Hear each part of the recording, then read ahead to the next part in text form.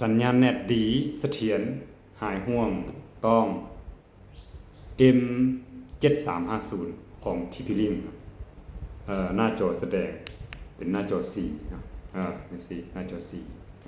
4แล้วก็เบาเนาะพกพาง่ายข้าพเจ้ามักหลายเนาะ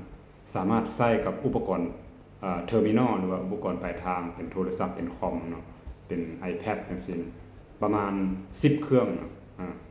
ข้าพเจ้ามีโทรศัพท์อยู่ทั้งหมดแม่น5หน่วยเนาะรวมกับคอมรวมกับคอม